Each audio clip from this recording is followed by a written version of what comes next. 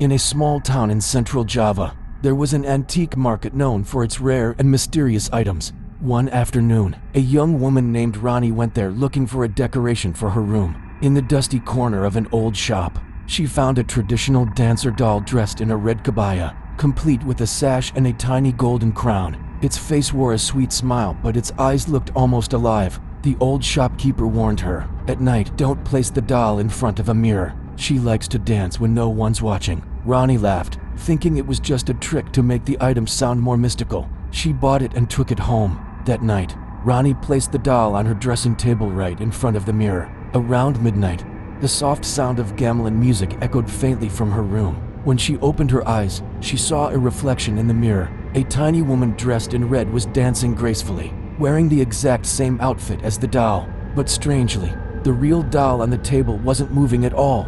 Rani stepped closer and stared into the mirror. Suddenly, the doll's reflection turned its head toward her and smiled an unnervingly human smile.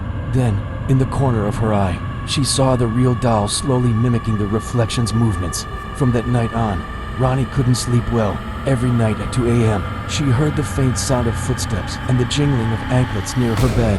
One night, she decided to record it. The next morning, she watched the footage and froze. On the screen, a tiny woman in a red kabaya was dancing around her bed, while the doll on the table was gone. Days later, neighbors found Rani's door wide open. On the dressing table sat the dancer doll again, its red sash soaked in blood. Its smile was wider than ever. 2 weeks after Rani's disappearance, her cousin Nadia came to the same antique market, holding a printed photo of the red dancer doll. She asked every shopkeeper if they'd seen it, until one old man froze when she showed him the picture. He was the same seller who'd sold the doll to Rani. "You shouldn't be looking for that thing," he whispered, his eyes trembling. "It's cursed. That doll was never meant to be sold."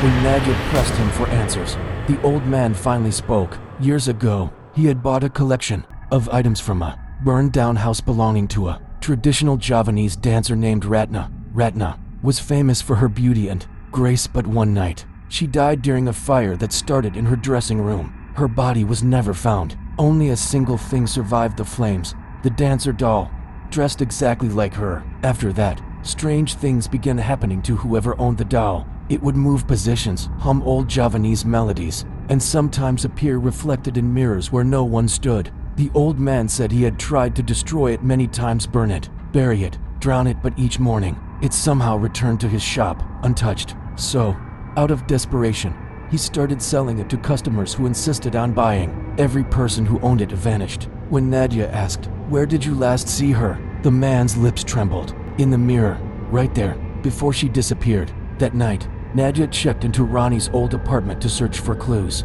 The police had sealed it, but she managed to sneak in. Everything was covered in dust except for one thing: the mirror. It looked freshly polished, and right in the center of the reflection, she saw a faint silhouette dancing in the dark, wearing a red kabaya, slowly turning toward her. After that night, Nadia couldn't sleep. The image of the dancer's shadow in the mirror kept replaying in her mind: the graceful turns, the red sash swaying, and the smile that looked eerily like Rani's. Determined to find the truth, she went back to the antique market the next morning, but the old seller's stall was gone.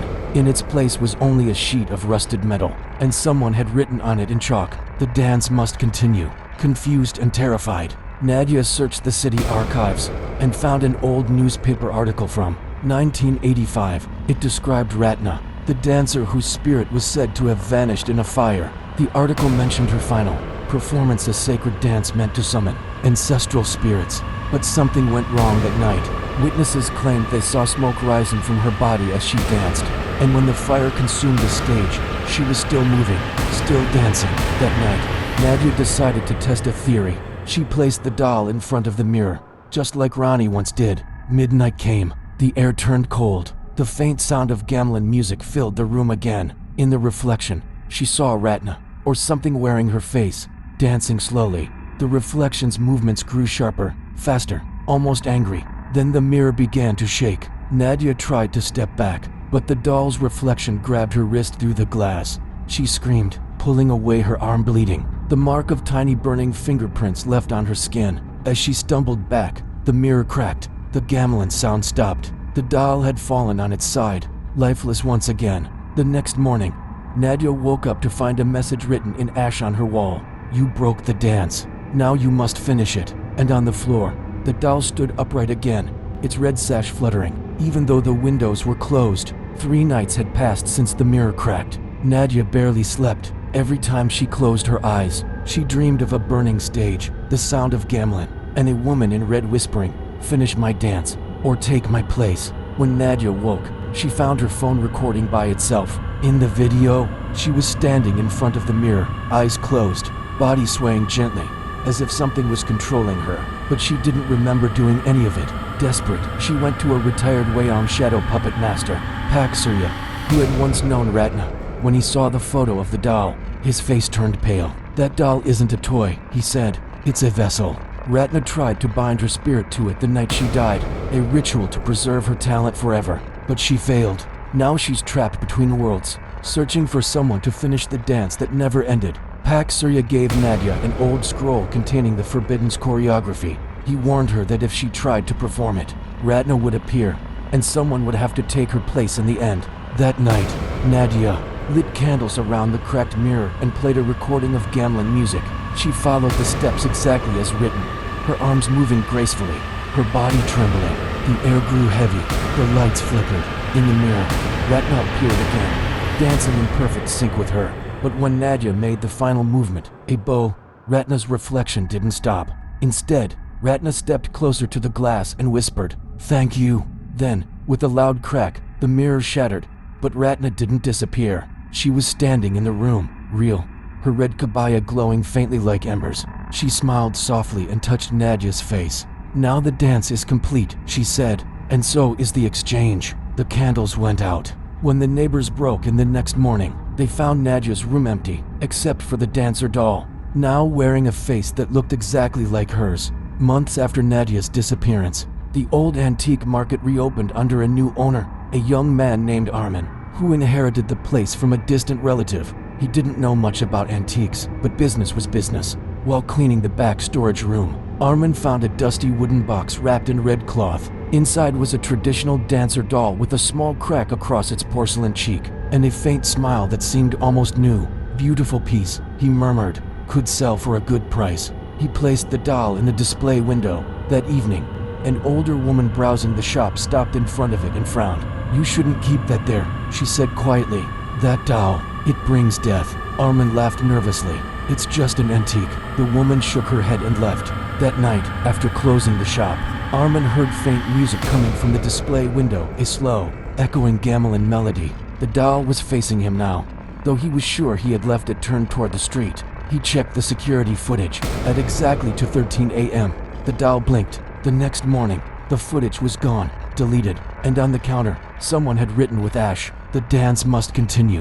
Armin tried to throw the doll away, but it always came back. He smashed it with a hammer. The next day, it was back in the display, unbroken. 2 weeks later, a customer bought it, a teenage girl named Lena, who said she wanted something vintage for her bedroom.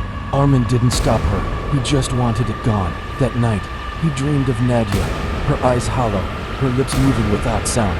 Behind her stood dozens of dancer dolls, all smiling, all swaying slowly in rhythm. When Armin woke up, there was a red sash lying beside his bed, and from outside, faint music began to play again. The dance never ends. It only changes partners. It had been 3 months since Lena bought the dancer doll. Her room, once bright and full of posters, was now dim and quiet. Every night, she heard the soft rhythm of gamelan from the corner where the doll sat. At first, she thought it was her imagination until she caught a glimpse of tiny footprints made of ash on her floor. One morning, Lena's mother found her dancing in front of the mirror, her movements strangely elegant for a girl who had never taken a lesson. When asked, Lena smiled and said, "She's teaching me." That same week, Armin, the shop owner, began to receive strange deliveries boxes filled with objects he never ordered. A cracked mirror, a pair of antique anklets, and a wooden mask used in old rituals. Each item carried a tag written in red ink, "From the Market of Lost Souls." The handwriting looked familiar, delicate, curved, almost like Nadia's. One night, Armin returned to the shop after hours. The lights flickered. In the darkness, he heard faint whispers coming from the back room. When he turned on his flashlight, he saw rows of dolls, masks, and ritual objects all perfectly arranged, as if waiting for something. Then he noticed the dancer doll wasn't among them anymore. He followed the faint sound of bells to the front display. There, in the reflection of the glass, stood Lena, dressed in a red kabaya, moving slowly, her eyes closed. Behind her, the doll was gone. The reflection in the glass showed two dancers, now Lena and another figure with porcelain skin and burning eyes. The rhythm grew faster. The lights went out. When dawn came, the shop was silent. The front window was cracked, and only one doll stood inside, its face a perfect replica of Lena's. And on the counter, a new tag rested beside it. Item number 47, the dancing doll. Condition, restored. After Lena vanished, Armin shut down his shop for good. He tried to move away, but the deliveries didn't stop. Every week, another package arrived. No sender's name, no return address, just a short note written in red ink for the collection. Inside were strange items, a music box that played by itself, a porcelain mask that whispered, and a child's hand fan with ashes stuck to its folds. Every night, Armin dreamed of the same thing, a vast market lit by lanterns, where hundreds of faceless figures traded cursed objects. At the center of it all was a woman in red, dancing endlessly. He realized something horrifying. The antique market he had inherited wasn't just a place, it was a gateway. Each item sold was a doorway for the spirits trapped inside, and the doll, Ratna's doll, was the first key that unlocked it. Determined to end it, Armin followed the trail of old receipts and discovered the name of the previous owner, Sutrisno Ratna, a relative of the dancer herself. The last entry in the ledger read, "All souls accounted for, awaiting the final collector." That night, Armin burned every cursed item he owned, but as the flames rose, he heard soft laughter from behind him. The fire flickered, forming the shape of a woman spinning gracefully, her red sash twisting like smoke. "You can't burn what's already bound," she whispered. "You inherited my market, Armin.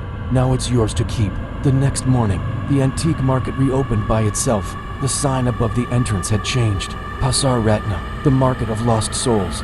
And behind the counter, customers swore they saw a man smiling faintly, selling old trinkets, his eyes dull, his hands moving like a puppet on invisible strings.